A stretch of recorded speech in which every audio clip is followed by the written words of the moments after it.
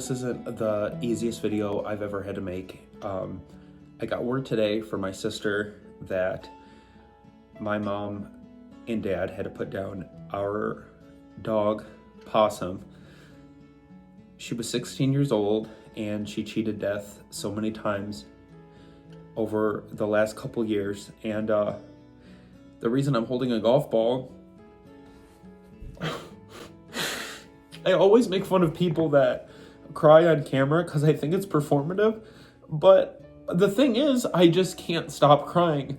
And I got this news like an hour ago and I already wrote a whole spiel and I sent it to my mom and my dad because I don't live down on the farm. I'm like 2.5 hours away, so like I can't see them, we can't cry together. And nobody, like unless you live there with her, the dog, like really understands the bond that we had with these dogs.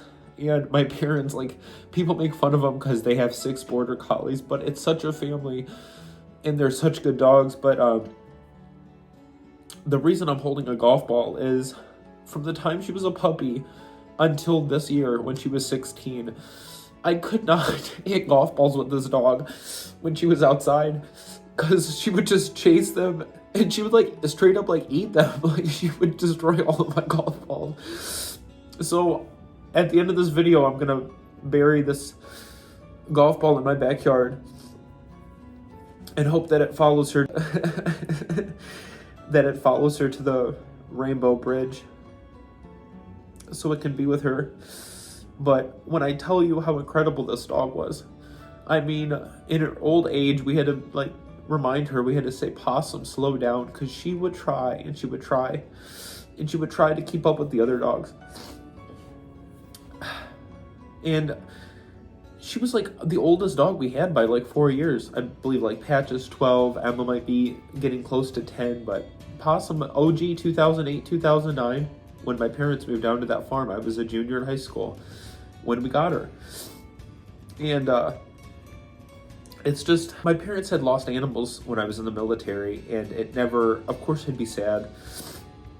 Like I hear this animal passed away or this animal, but the fact that I was there so much on and off for the last 4 years, I mean, that dog had so much, she was just incredible in every capacity.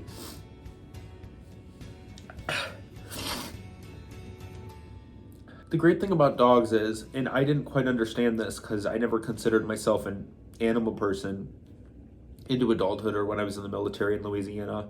I was never like in love with them. But when I came back on that farm, whether it was, you know, the cow or the horses when I was younger, or the barn cats, or like you have your own personal relationships with like each one of the goats and the dogs, and they all have their own unique personalities.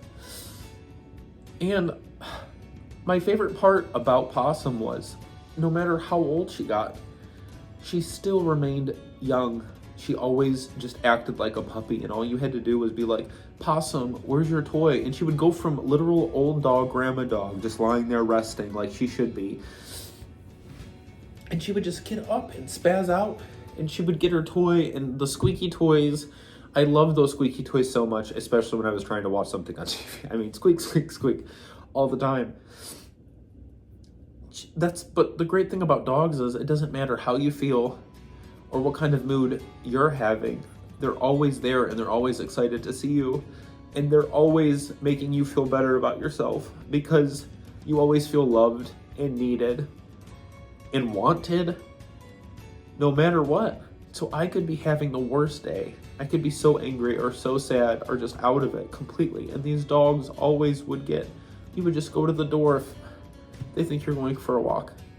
How excited they would be for the littlest things in life. And that's so great because it would remind me to stay excited and want to live life. Even if it was just mundane things, like a walk, or going outside, or getting the mail.